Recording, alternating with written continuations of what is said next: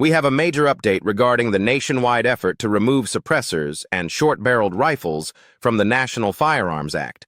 Two key pieces of legislation, the Hearing Protection Act and the Short Act, have officially cleared the Senate parliamentarians' review and are now back in the broader legislative package often referred to as the Big Beautiful Bill. However, it's important to understand what version of these bills made it through. What was approved and added back in was only the $0 tax version, meaning the tax on these items would be removed. But all other aspects, including the NFA registration requirements, remain intact. In other words, this is a partial win, not the full repeal many of us have been pushing for. There's still an opportunity to restore the full versions of these acts, versions that would not only eliminate the tax, but also fully remove suppressors and SBRs from the NFA, including the registry itself. But to make that happen, we may need to challenge or override the Senate parliamentarian who has become a key obstacle in this process. Over the weekend, we discussed how this unelected bureaucrat unilaterally removed both the Hearing Protection Act and the Short Act from the bill. After speaking with several Second Amendment organizations and advocates, it became clear that her decision was based on her interpretation that eliminating suppressors and SBRs entirely was a policy change, not a tax issue, something she felt was outside the scope of the bill. This reasoning was inconsistent and appeared to be politically motivated. Many of us were concerned she was pushing for a watered-down version of the bill that simply eliminates the tax while leaving the registry and its restrictions in place, a version more palatable to moderate Republicans and establishment figures in Congress. Unfortunately, that's exactly what was reinserted into the bill, a version that keeps the registration system intact but reduces the tax to zero. While that might look like progress on the surface, it's a half measure that raises serious legal and constitutional concerns moving forward. Speaking personally, as someone living in California where these items are already banned, none of this would directly affect me without further legal challenges at the state level. But that's not the point. The bigger picture is the advancement of the Second Amendment across the nation.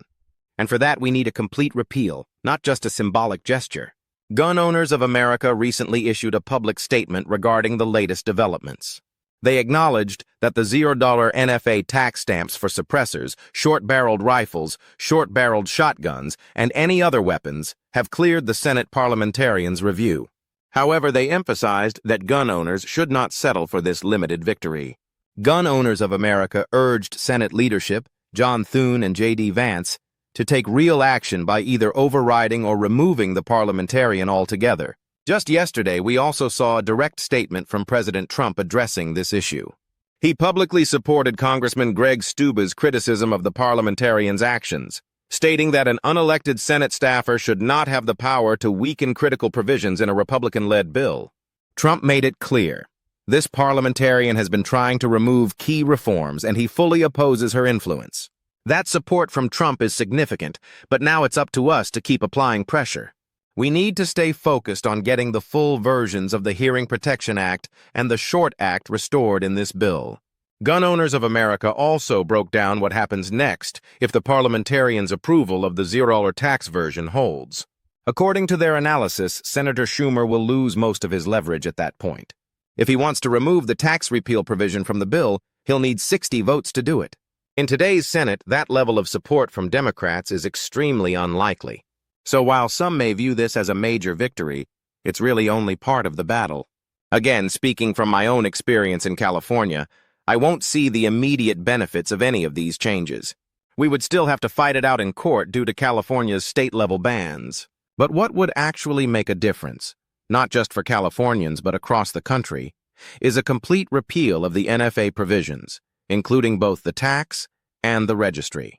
Personally, I was also hoping for federal preemption language to be included, which would override state bans, but I understand that's probably too much for some of the more moderate Republicans in Congress to support right now. At this stage, our focus must shift toward restoring the original versions of both the HPA and the Short Act, the versions that fully remove suppressors, SBRs, and other items from NFA regulation. This is a historic opportunity for gun owners across the country to strike a real blow against a long-standing infringement on our constitutional rights. So I'm asking everyone watching this video, start calling your senators daily. Let them know you support the full repeal. not just a symbolic tax cut. Tell them you want the original language of the Hearing Protection Act and the Short Act reinstated in full.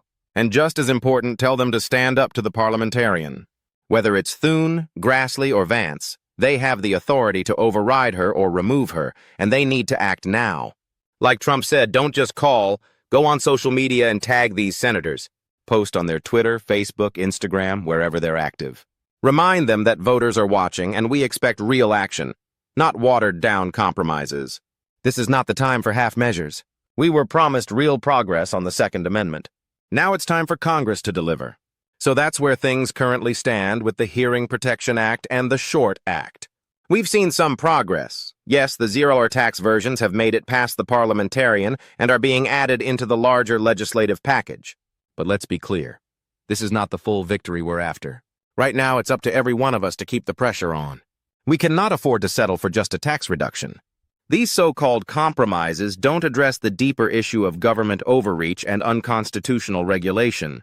We need to keep fighting for the original, complete versions of both the HPA and the Short Act, versions that would fully remove suppressors, short-barreled rifles, and similar items from the NFA entirely. Call their offices, email them, flood their phone lines. Let your representatives know that we're watching, and we will not accept half measures. This is the best shot we've had in a very long time to make real progress on restoring our Second Amendment rights. This is a fast-moving situation. Just this morning, we learned that the $0 tax versions have officially cleared the parliamentarian and are being inserted into the bill. Things are developing quickly, and while there's growing pressure on leaders like Thune and Grassley, we still haven't seen the full versions added back in. Several organizations are already working behind the scenes to make that happen, but that's not enough. It's also on every gun owner, every supporter of the Second Amendment, and everyone watching this video to take action. We need to demand that the Senate restores the original versions of the HPA and Short Act. And let's not forget, we need to keep the heat on to have the parliamentarian removed. The fact that she still holds that position, despite widespread pushback and pressure, is unacceptable. Yet again, it's the usual establishment types, the so-called Republicans in name only, who are dragging their feet. So keep the pressure on. Don't stop.